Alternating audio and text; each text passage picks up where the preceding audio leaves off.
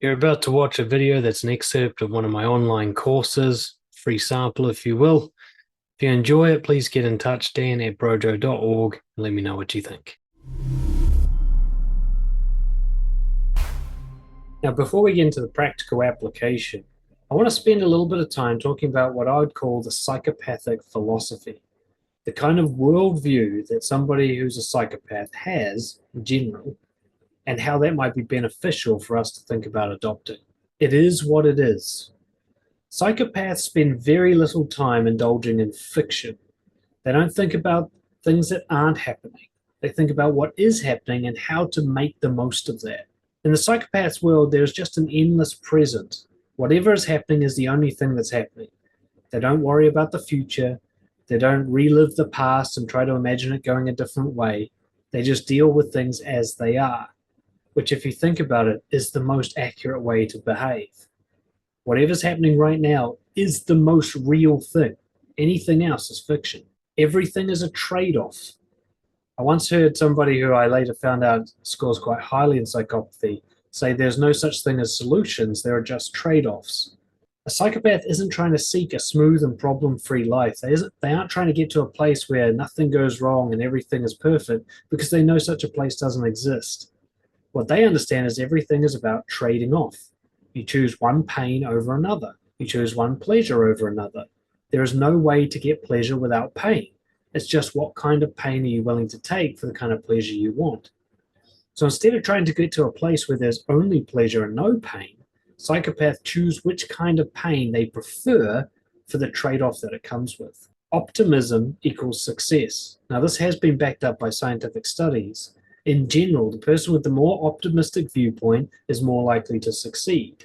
They look for what's going well, what they're good at, what their strengths are, what the opportunities are, and they give very little thought about what went wrong and what the risks and threats are and what's bad about the world. It should just make sense intuitively that when you focus on the positive, you will be drawn to the positive. Now, this is not the same as false positivity. This is not the same as pretending that things are better than they are. It's just about focus. In any given situation, there are things that are going well and things that are going poorly. There are things you like, things you dislike, strengths and weaknesses. Optimism focuses on the very real evidence of the positives, the opportunities, how you can exploit your own strengths, how you can make the most of a situation, whereas a pessimist focuses on the things they can't control, on the things that are going wrong, on the pain. It should be kind of intuitive and obvious what focus point is going to take you towards success. Statistical thinking. In Daniel Kahneman's work, Thinking Fast and Slow, he makes the point that human beings in general are bad at statistical thinking. This is why we are afraid of getting on an airplane, but not afraid about getting into a car. Statistically, an airplane is much safer than a car, but we don't think that way. Psychopaths do. Psychopaths are very good at adjusting their behavior to what is statistically going to be the most likely way to succeed. And this is something you can actually train yourself to do. To understand that the way you feel is not the same as the best way.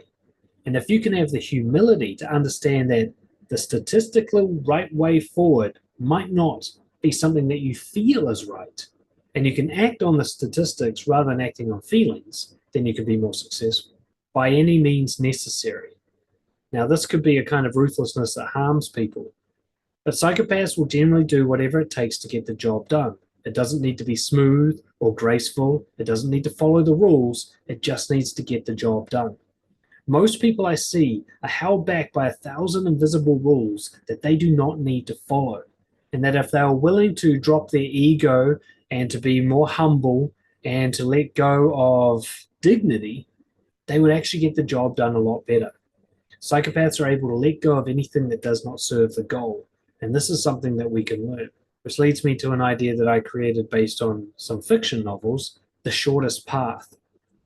When you're trying to achieve a goal, there is the shortest path to that goal, and anything else is a longer way. Now, most people don't seem to realize that they're taking the longer way.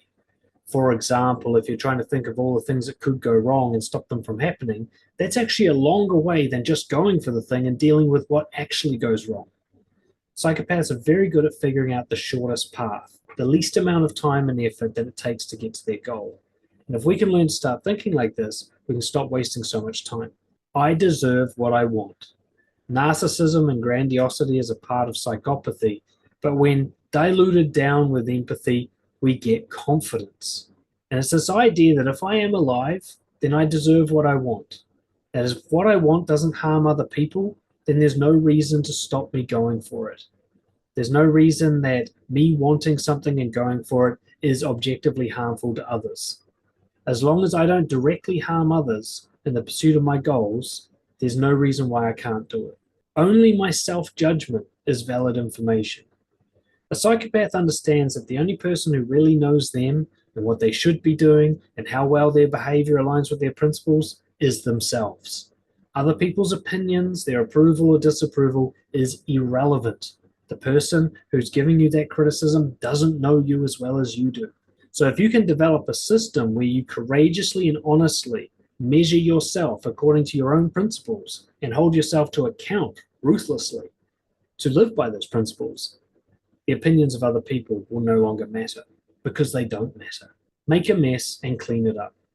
While most people try to anticipate everything that can go wrong and prevent that from happening, a psychopath just bulldozes forward in a kind of psychological blitzkrieg and deals with stuff as it goes wrong rather than trying to prevent it going wrong. It's not to say that they don't plan, though they are quite impulsive. It's just that they understand that you move forward quicker by making a mess and then cleaning it up than by trying to prevent a mess. See, while one person is in there thinking of all the ways that stop things going wrong, the psychopath's already made 7 mistakes and fixed them and is now 10 steps ahead. There's obviously going to be more to it than that, but if you can adopt these kind of psychological principles and commit to acting according to them, then you can start to indulge in healthy psychopathy. Are you a nice guy or people pleaser who wishes they were more assertive, more honest, and better respected by others? Since 2013, I've been helping people just like you discover their integrity and apply it courageously to build deep and meaningful connections, get respected by others, and become the confident person you've always wanted to be. Imagine being able to speak your mind without worrying what other people will think or worrying that it's the right thing to say, and being able to assertively stand up for yourself and your loved ones. Imagine never feeling the need to apologize for who you are or what you want, and being able to live carefree without shame or the I'm not good enough story in your head. Imagine going to bed knowing that you courageously took every opportunity available to you and you've got no regrets because you always know what you should be doing in every situation. I'm so confident in my ability to help people like you unleash your highest level of self-worth that I give people a free coaching session to test what I'm doing.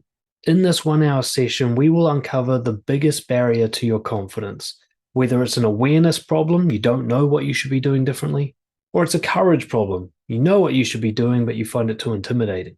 I will guide you to make a breakthrough with your behavior to get through that barrier in a powerful way without feeling terrified and without destroying everything you love. I've had some people find this first session so powerful that I never hear from them again simply because they didn't need anything more after that. It launched them into the highest level of confidence that they've ever experienced. And if that's the result you get, I'm good with that. As one client put it, this session was more valuable to me than 3 years of therapy combined. So if you're tired of trying to keep everybody happy and you're sick of worrying what other people think of you and you're concerned that your people-pleasing and conflict avoidance is going to damage your relationships, then come and have a talk with me. Worst case scenario, you get to experience what it's like to talk with someone who actually understands what it's like to be you. I've lived the nice guy experience for decades. I know it inside and out. I know that pain.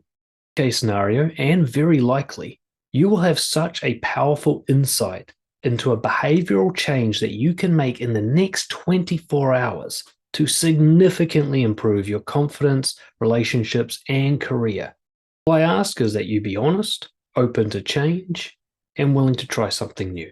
Why wait another 10 years to discover confidence when you can do it today? Fill out the brief form below to apply for a trial coaching session. Do this quickly because there are limited spots each month, and then I'll get back to you to book in a time to talk.